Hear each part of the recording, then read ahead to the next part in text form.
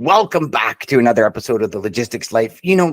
Throughout this journey in our careers, I think we have this challenge with mindset, the challenge with uncertainty, and the challenge with knowing things are going to happen in the time that they happen. In sales, I'm sure you as a salesperson out there, you want things to happen today that should have happened yesterday and so on and so forth. But today, I've got a dear friend of mine, Dennis Merritt-Jones, and I'll get a little bit as we get into this program about how Dennis and I met, but I'll tell you one thing.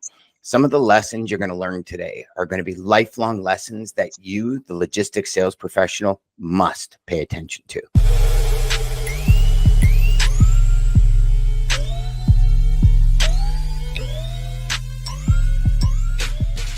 Hey, everybody. So today on The Logistics Life, as I said in that quick intro, we got Dennis Merritt-Jones. Dennis, welcome, my friend. How are you? I'm doing fine, my friend. It's good to see you. It's been a while. It's been a long while, my friend, and I've been keeping up with what you're doing, following you on social, seeing all your great posts. And I got to say, one of the best moments that I still,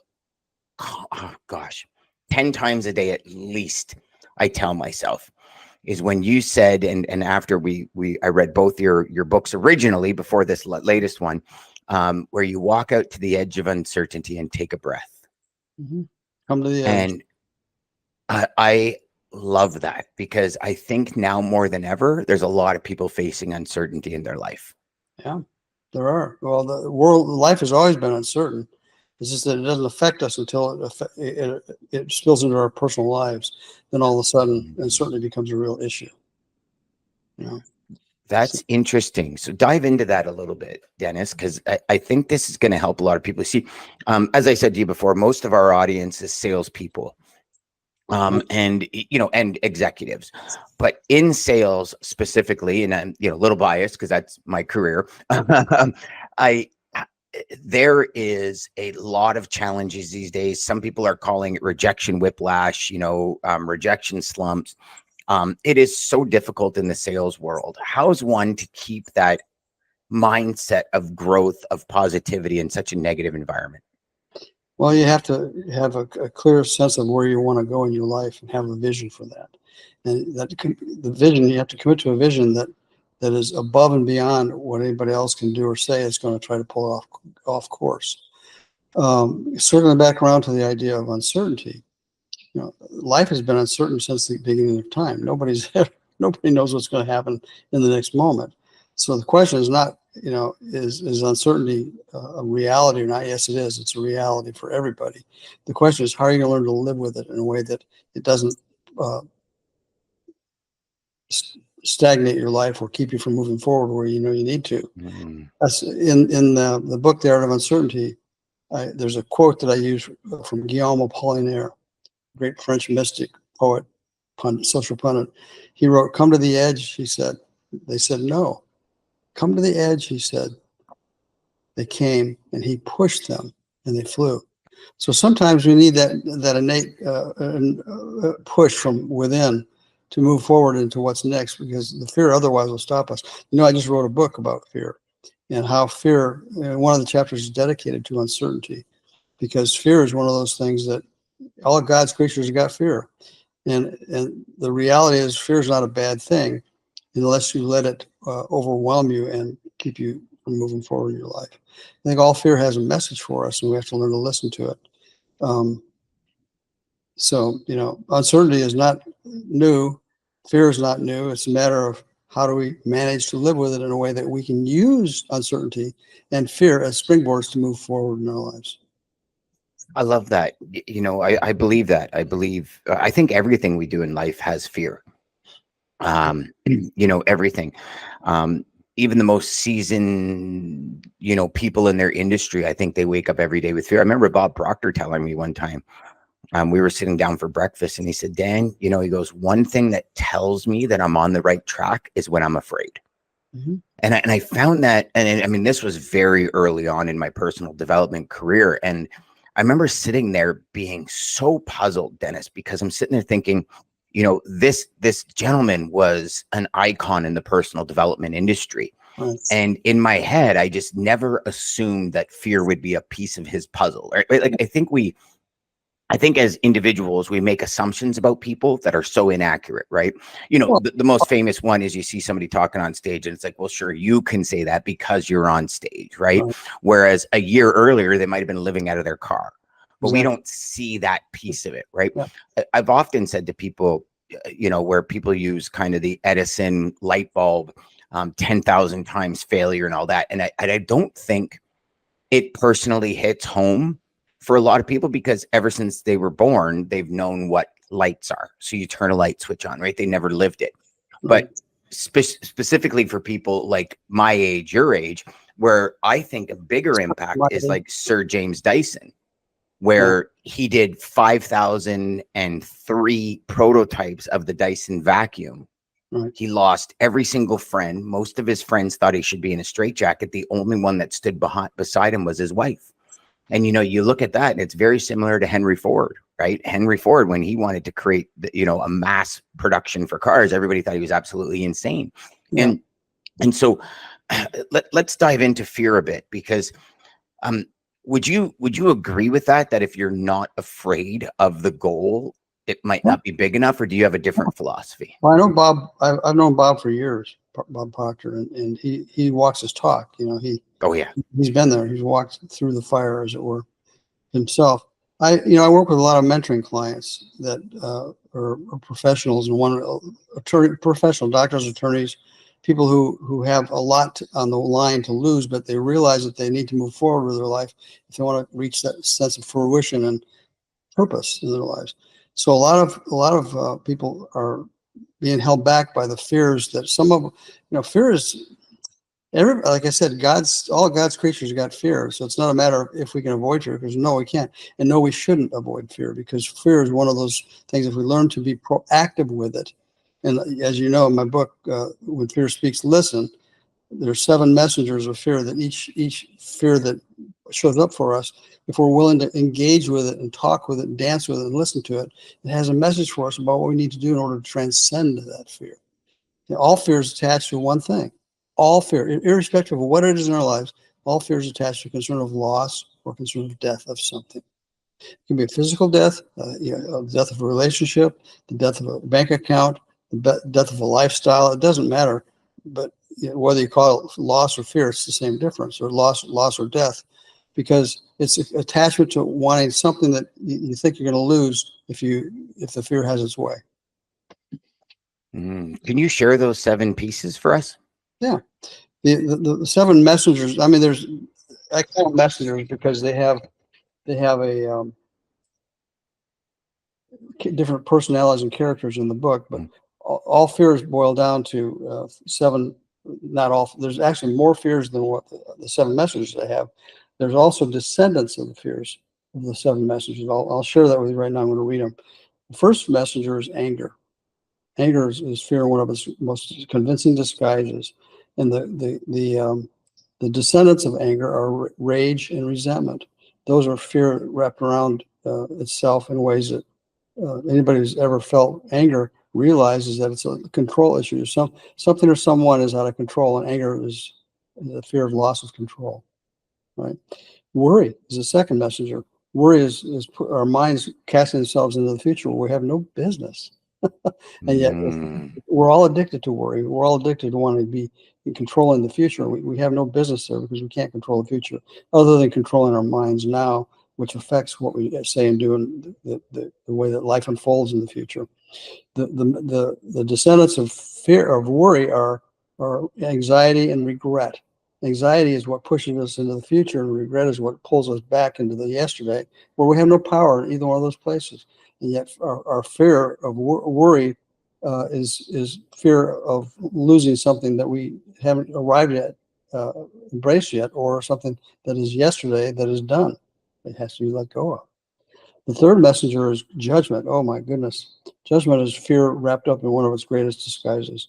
Judgment is the one thing that separates us from each other and life itself in the moment. Judgment has the fear of the other, whether it's a person or an event. When we judge, We enter into a place where we are separating ourselves. We enter into duality, if you will. And the descendants of judgment are superiority, inferiority, and hate. And again, all these are what I talk about in the book. It's what the book is about, learning how to listen to the messenger of judgment. When you realize that you're being judgmental, ask yourself, what is it that I'm afraid of in this moment? What am I afraid of? And if you're willing to answer the question, you'll get an answer that will help you transcend it in the future. Same way with the fourth messenger is selfishness. Selfishness is, the fear of not enough. Greed, jealousy, and envy are the descendants of selfishness. Everybody on the planet has experienced a sense of selfishness at one point or another in their lives. It's not unhealthy to be selfish. It's unhealthy to stay being selfish. We have to become aware when I think that one of the healthiest things we can do is become aware that we are aware. We have the ability to be self-aware. When we can be self-aware, through self-inquiry, we can begin to witness what's going on in our mind and step outside of our mind. You realize we're the only creature on the planet who has the ability to think a thought or have a feeling and step outside of that thought and analyze it, look at it, prod it, feel it, taste it, smell it, see if it's something that supports us. And if it doesn't, we get a chance to choose again. Choose again. So those are a few of the messengers. If you want, I can give you the rest of them, Dan, if you'd like to. Yeah, definitely. I'd like to ask you a question about that one that we just went through. Okay. So I know there's some people out there that say, sometimes you have to be selfish. Sometimes, because if you can't look after yourself, you can't look after anyone else. Mm-hmm. But how would you separate that? Because I noticed one thing you said is it's okay to be selfish, but not to stay selfish. Right. Well, again, that's the benefit of watching yourself, observing yourself. When you realize that you're being selfish, ask yourself, what am I fear of not enough of in my life? And we got to watch it because we're dealing with the law of cause and effect. When we fall into the trap of believing in not enough, the universe is listening and it has big ears and says, if you want to know what not enough looks like, I'll show you and I'll help you. I'll create not enough in some other area of your life. So, selfishness is not a necessarily bad thing. It helps us get into the spirit of generosity and the generosity of spirit. If we're willing to listen to the message and say and realize that what it's trying to tell us is that we're fearful of not having enough of something. If we go back to a larger principle, universal principle of life, we realize we're one with the source of all that is. How can there not be enough of anything? There is more than enough, but we have to move out of the mindset of not enough. And it's not just material things.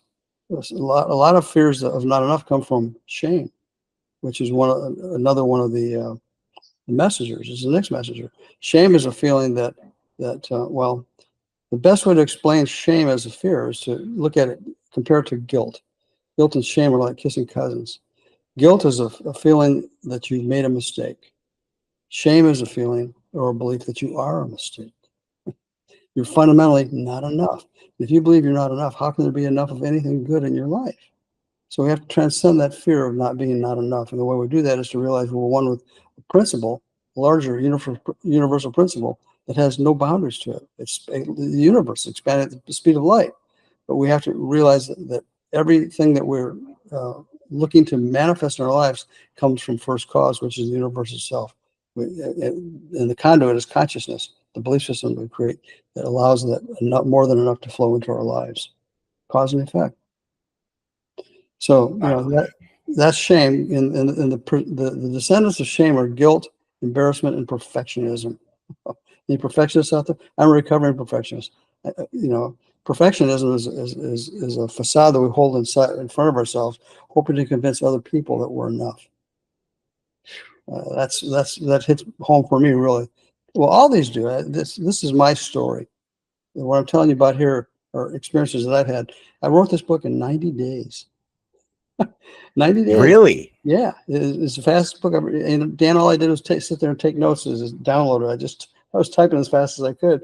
And I knew that there was a universal theme here that people needed to hear, especially now with the elections and the pandemics and all things that are going on in our world. People are being wrestled to the ground with fear. We need to learn that fear is not the enemy. It's our fear of fear that's the enemy. And if we're willing to embrace fear and listen to it, it has a message for us that'll help us transcend it. So Yeah, I learning, think the last 2.5 years of our lives, probably 3 years of our lives, have been riddled with fear.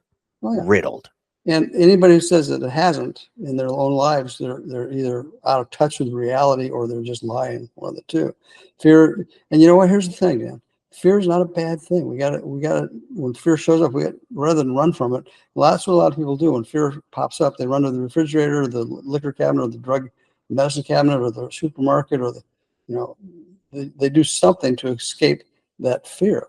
And rather than run from it, we have to run towards it and embrace it and listen to what it has to tell us so we can proactively transcend it. And for business people in the marketing industry, this is really important. I have a degree in marketing. I understand the psychology of what motivates people to move forward in their lives and what holds them back. And fear is one of the things that holds them back. Sometimes fear can propel us, and it's not a bad thing if we don't let it take us away, run away with us.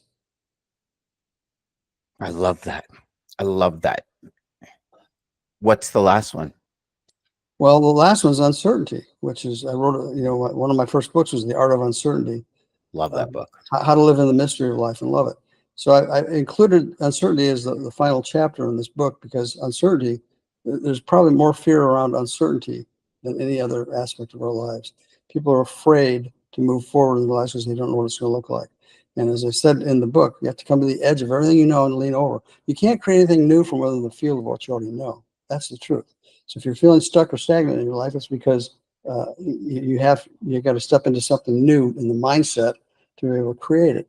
You can't create something within the box of what you already know because what you're going to create is just another version of what you already know. Yeah. So you have to be willing to come to the edge and step out of the box. That's scary as hell for people, but that's where new creation takes place. And I find that's the epicenter of growth. That's the nucleus of growth, in my opinion, too. Because I mean, I mean, I'm sure you're the same way.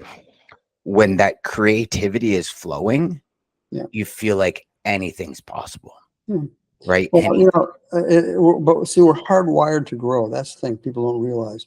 Take a look at your fingernails. Take a look at your hair. Take a look at anything that's alive and got life force in it. There's some intelligence within all living things that is programmed to push out because we live in an expanding universe, and that we're microcosms of that macrocosm, which means that infinite intelligence is pushing out through us and programmed us to grow. But we have to be willing to allow it to happen. There's a great universal imperative. The universal imperative is grow or die. Grow or die. And most people choose to die because they're fearful of growing. And boy, I know from whence I speak. I've lived. That's why that book it's probably the bestseller I've had. The 7 books I've written, because it really has been the template for my life.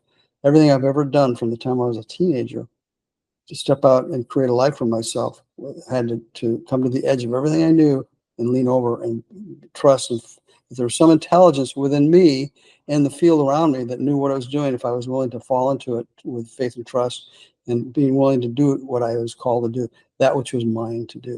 And we all have that purpose within us, which is ours to do, but we're afraid to access it because then it makes us uncomfortable. So you said something there that I think is a key: faith and trust. Mhm.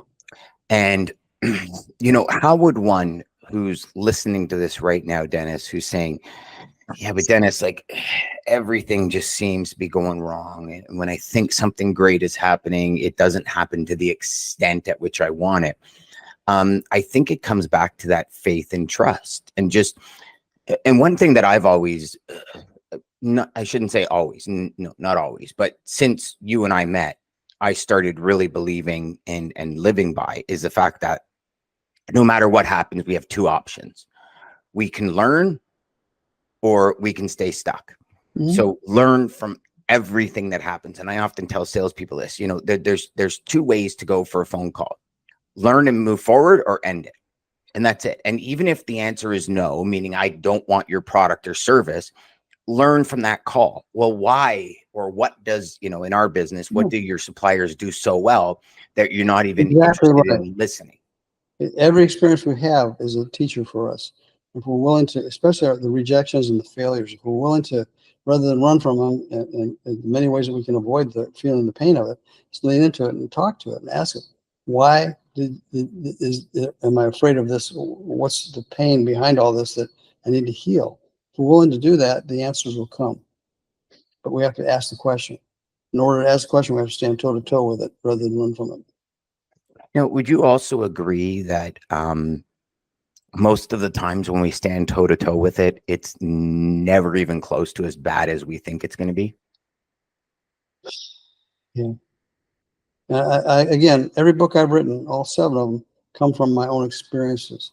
Mm-hmm. And every experience I've ever had that has been the impetus for a book has come from trusting and knowing that there's more to know about what I don't know about.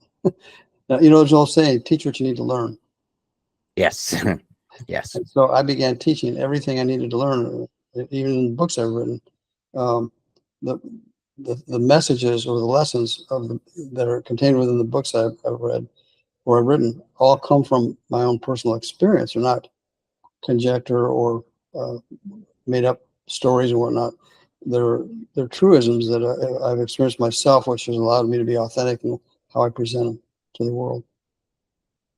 And I think that's a big piece as to why they do so well, Dennis. Yeah. Well, sales, in the marketing business, we're always selling something, whether it's ourselves, a product, a service, we're always selling something. And there's a place within the people we're selling it to that knows if we're coming from an authentic place or not. So the sooner we reach that sense of authentic self, knowing that what we're presenting to the world is valuable and needed, if we don't believe that ourselves, how can we ever bring our customers or clients into knowing that they're ready to have the experience of what we're presenting to them? That makes sense. Yeah, it makes total sense. Total sense. So let me ask you a question. What do you in writing this your latest book? 'Cause, I mean, obviously, fear is a major topic. How did you distill it down to 7 messengers? Was there something that just out of experience you kind Yes. of went through this and okay? Dan, there are millions of fears, things people fear about. You go into anxiety. There's so many different faces that fear takes on. But which is what the message I wanted to get is that there's hundreds of fears, messengers of fear. But what I chose are the 7 that were my own personal experience in my Mhm. life, how I overcame them. And that's what we talked about, anger, worry, judgment, selfishness, shame, loneliness, and uncertainty. Those are the fears that I had to learn how to dance with for me to become who I am today. I didn't And I have to. think a lot of fears, just in general, can probably be categorized in those 7 messengers as well. Mhm. I think, you look at, I mean, envy can be a fear. But that would be part of jealousy, part of Not enough. Yeah. Yeah. yeah. Hmm. So yeah, if when your viewers have fear pop up, irrespective of where it's coming from, stop it and just ask it. What am I afraid of losing in this moment? What does this fear represent as far as what I'm concerned about losing? What am I concerned about the death of in this moment? And again, it doesn't have to be the physical death. It can be a death of a thing, a tangible thing, or a Oh, an reputation. idea. Yeah, an idea. Yeah. So all fear is attached to concern of loss of something. If we're willing to stand with it and ask when the fear rises, be proactive enough to stop and ask it, what do you represent? Why are you in my face at this moment? What can I learn from you? And I breathe and I listen to what the response is rather than run from it. If I embrace it, fear, I can sit at the feet of that teacher of fear and become my teacher in the moment.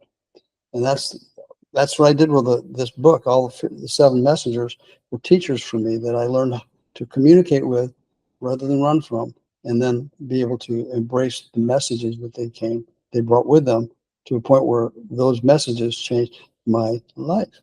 That's what wisdom is. Wisdom is a collection of all the past things you've experienced in the world brought to this moment to apply to the future that affects the future in a positive way. Mm. That's the collective wisdom is nothing but a tool chest of experiences we've had. We have to draw from those experiences and see how they apply to this moment that will alter the arc of our future. We're always becoming cause or own effect. I love that. I watched a Lex Friedman podcast with Elon Musk a bit ago, And Lex said something to Elon. He said, there's a lot of people out there that say they'd love to be you. And he stopped him. He says, you know what? I don't think they would.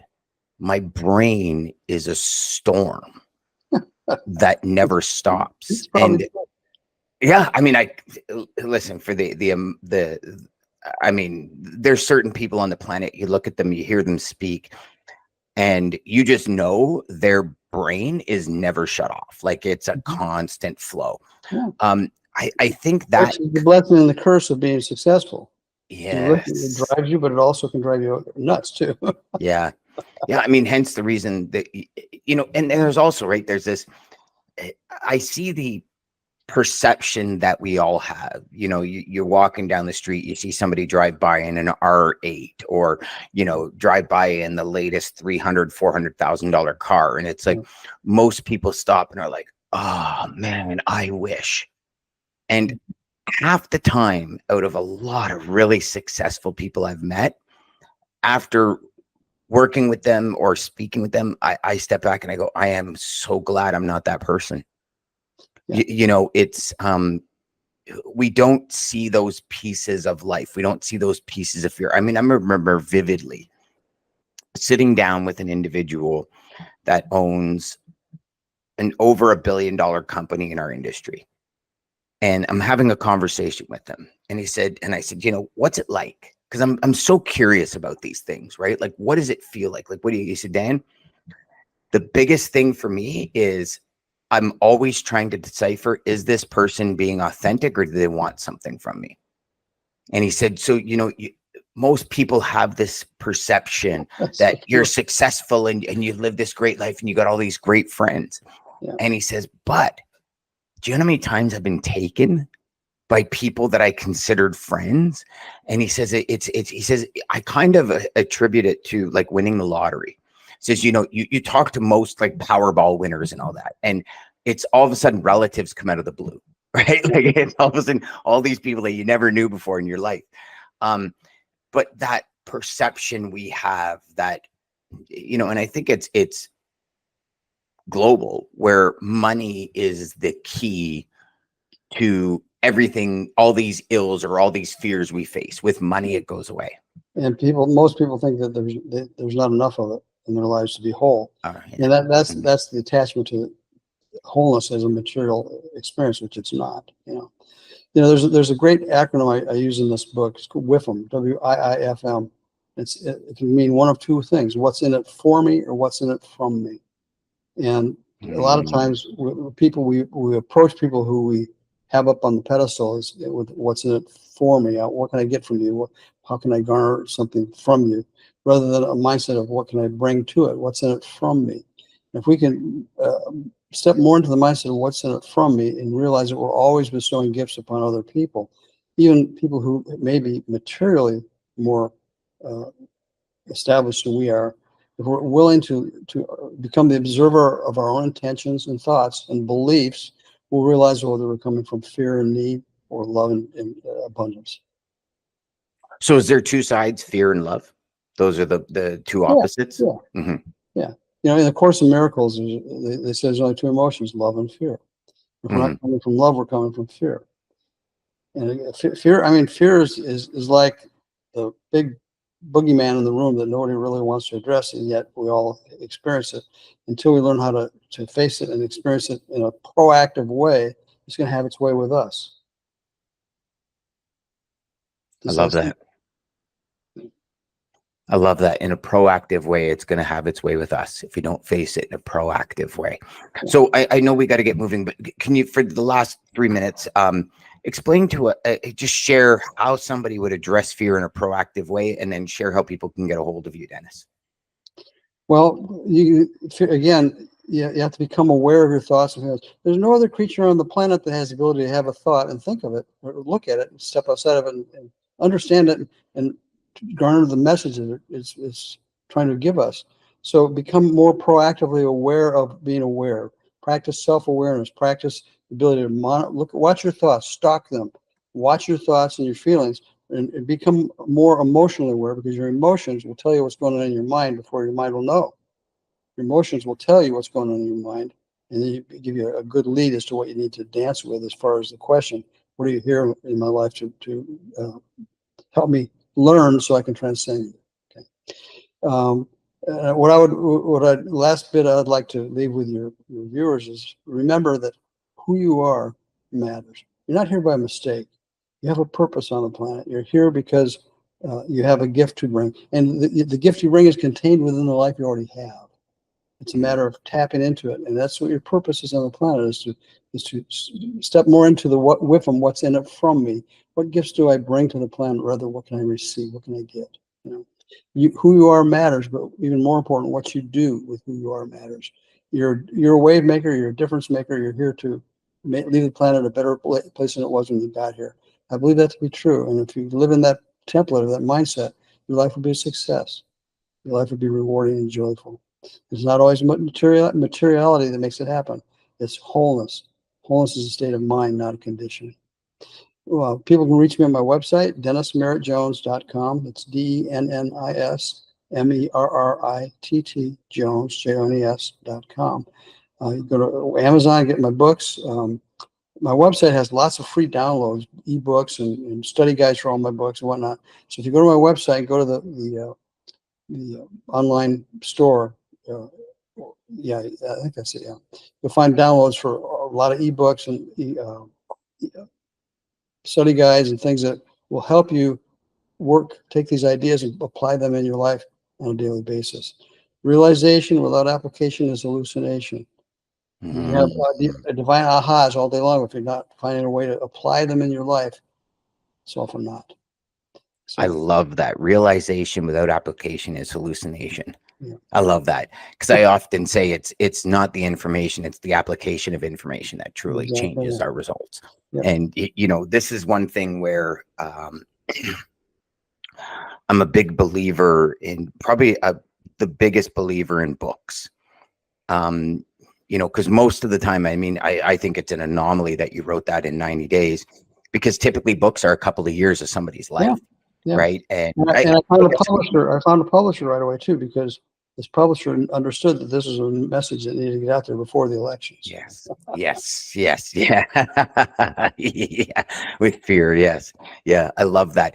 Thanks, Dennis. I really appreciate you being here, man. I'm so excited that we reconnected and got to chat again, and we'll have to stay in touch more. And Dan, keep up the good work. You're making a difference on the planet, man. Thank you, sir. I appreciate that very much. Peace. Take care.